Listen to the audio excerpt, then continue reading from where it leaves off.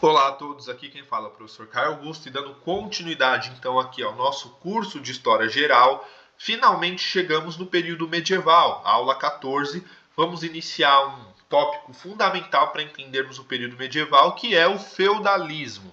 Então nessa aula eu vou falar um pouquinho sobre o que é o feudalismo, ou seja, esse sistema econômico e político e social que foi importante no período medieval. Bom, vamos começar então falando da definição do feudalismo. O que é o feudalismo? Né? Tem várias definições diferentes, de vários historiadores diferentes, mas, de acordo com o medievalista brasileiro Hilário Franco Júnior e o medievalista mais famoso do mundo, que é o francês Jacques Le Goff, o feudalismo ele é um modo de produção que tem um impacto, né, no sistema econômico, político e social durante os séculos 5 e 15 da história da Europa. Então é um sistema econômico, político e social que vigorou durante o século V e o século XV na Europa Ocidental principalmente, mas também na Europa Oriental, enfim. Vamos ver um pouquinho das características do feudalismo, do que é esse sistema econômico, político e social. Começando com a formação do feudalismo. Bom, tem várias teses e hipóteses diferentes de vários historiadores diferentes sobre o processo de feudalização da Europa, tá? Porém, a perspectiva mais aceita atualmente é a perspectiva de um historiador muito famoso e importante chamado Perry Anderson. Essa é a perspectiva mais utilizada dentro da academia atualmente. Para o Perry Anderson, o modo de produção feudal ele é uma mistura, é uma junção das tradições de origem romana e outras tradições de origem germânica. Então, o feudalismo é uma junção do sistema econômico, político e social dos povos germânicos com o sistema econômico e político do Império Romano. Então, a miscigenação e a mistura das culturas romana e germânica é que deu origem ao feudalismo, de acordo com a tese do Perry Anderson, que é a tese mais aceita atualmente, tá? Da cultura romana, né, dos romanos, o feudalismo ele absorve um sistema chamado colonato, que é uma prática na qual tem um general romano, então normalmente o general romano que tem um certo poder militar, comanda homens, né, tem um pequeno exército ao seu comando e ele detém terras. E o que ele faz? Bom, como estavam ocorrendo as invasões bárbaras no Império Romano, as pessoas ficavam com medo. Né? Os vilarejos, as pessoas que viviam aí, enfim, nas vilas e no campo, ficavam com medo de serem invadidos pelos povos germânicos. E aí o que essas pessoas faziam? Elas corriam atrás de um general. E o general fazia uma troca com essas pessoas. Olha, vocês trabalham nas minhas terras, me pagam impostos e eu ofereço em troca uma proteção militar. Então eu e os meus exércitos vamos proteger o território, né, as terras que vocês estiverem, tá? E esse sistema é chamado de colonato. Então alguns cidadãos e camponeses em troca de serviços, em troca de proteção militar, oferecem serviços na agricultura, tá? Já da cultura germânica, a gente tem uma prática chamada comitatus. O que é o comitatus? É um processo de aliança militar, na qual, em troca de terras, um determinado general, um determinado guerreiro que comanda um pequeno exército, jura fidelidade a esse senhor, e aí esse senhor, em troca, oferece terras, e todas as vezes que esse senhor precisar ir para uma guerra, ele vai chamar esse soldado, esse general, enfim, esse capitão que jurou fidelidade militar a ele. Então, esse sistema vai dar origem depois ao sistema de suzerania e vassalagem que nós vamos ver bastante presente no período medieval.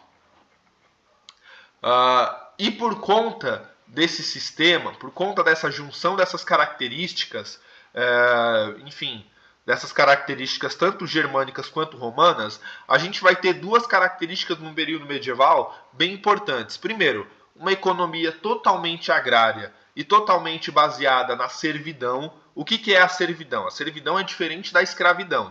O escravo ele é considerado uma propriedade, portanto ele pode ser comprado, vendido. Já o servo ele não pode ser nem comprado e nem vendido, mas ele também não é livre. Ele está preso ao seu senhor pelo pagamento de tributos. Então ele é obrigado a trabalhar nas terras de um senhor, pagar impostos para esse senhor e ele não pode sair dessas terras. Porém, ele também não pode ser vendido e nem trocado, porque ele não é uma propriedade. Então, como consequência dessa miscigenação dessas culturas, a gente vai ter no período medieval uma economia agrária e baseada na servidão. E, do ponto de vista político, nós teremos um poder fragmentado. Como consequência do comitatus, temos o desenvolvimento de uma nobreza militar cujo poder se estende a um determinado território no qual as leis, as regras e costumes estão nas mãos de uma nobreza com títulos, condes, duques, lordes, enfim. Então o poder na Europa medieval era totalmente fragmentado e a economia medieval era totalmente agrária e baseada nas relações de servidão. Não tinha trabalho assalariado e não tinha escravos no período medieval. Eram principalmente servos.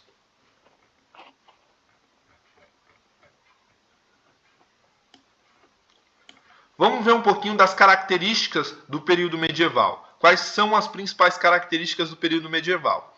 De acordo com a perspectiva mais tradicional da historiografia, o modo de produção feudal ele se caracteriza através de determinados conceitos, tá? Que são, primeiro, a relação de suzerania e vassalagem, que eu já expliquei para vocês, Ou seja, é uma relação somente entre a nobreza, porque somente a nobreza poderia guerrear, havia uma divisão de classes que a gente vai dar uma olhadinha depois, então somente a nobreza tinha esse direito de portar armas e guerrear, e a relação de suzerania e vassalagem é justamente isso, um suzerano, ele doa terras a um vassalo, e esse vassalo, em troca, jura fidelidade a esse senhor.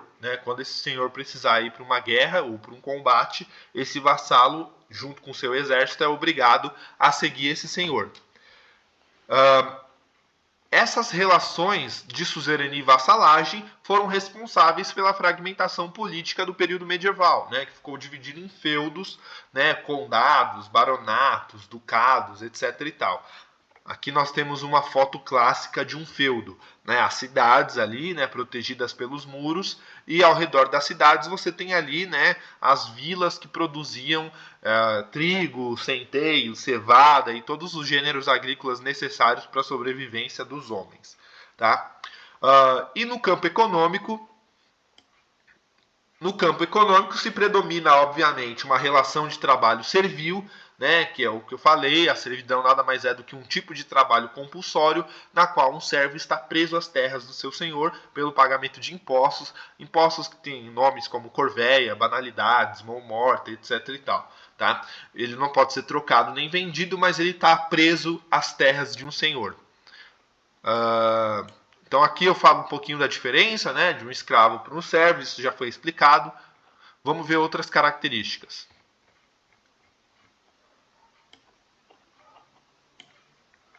Bom, falando um pouco então da cultura e da sociedade do período medieval, tá?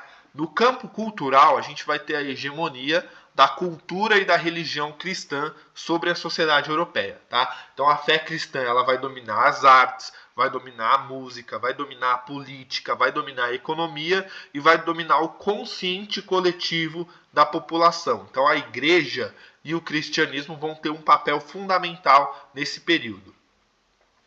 No Ocidente, o cristianismo de visão católica vai ganhar destaque. Por que eu falo de visão católica? Porque haviam outros cristianismos, A gente vai ter, por exemplo, o cristianismo ortodoxo, a gente vai ter o cristianismo que nós chamamos de arianismo. Então a gente vai ter diferentes tipos de cristianismo, mas vai predominar o cristianismo católico, que vai ganhar destaque desde a sua regularização, por volta do ano de 313, por Constantino, o Concílio de Nicéia, que é quando se decide oficialmente uma ortodoxia, uma doutrina ortodoxa para o cristianismo, e em 380, quando o imperador Teodósio vai tornar o cristianismo como religião oficial do Império Romano, e aí o cristianismo vai ganhar força e vai ganhar institucionalidade para permanecer como a principal instituição do período medieval.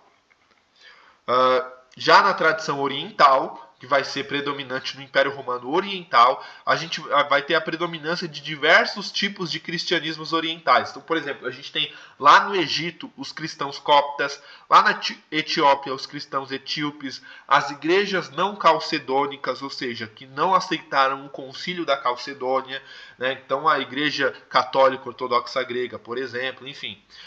Então a gente vai ter várias tradições cristãs, tá? Todo esse caldo político, econômico, religioso, ele vai fazer com que a sociedade medieval ela fosse estruturada, extremamente hierarquizada e estratificada. A gente vai ter basicamente 3 classes sociais. O clero, né, chamado de os oratori, aqueles que oram. A nobreza, chamada de belatori, aqueles que guerreiam. E os camponeses e servos, chamados de laboratori, que são aqueles que trabalham. Né? Então, no topo a gente tem o clero, abaixo do clero a nobreza e na base da pirâmide os camponeses e servos. Tá? E é isso. Finalizamos então aqui a nossa aula de período medieval sobre o feudalismo. Espero que vocês tenham gostado. Até a próxima aula. Abraços.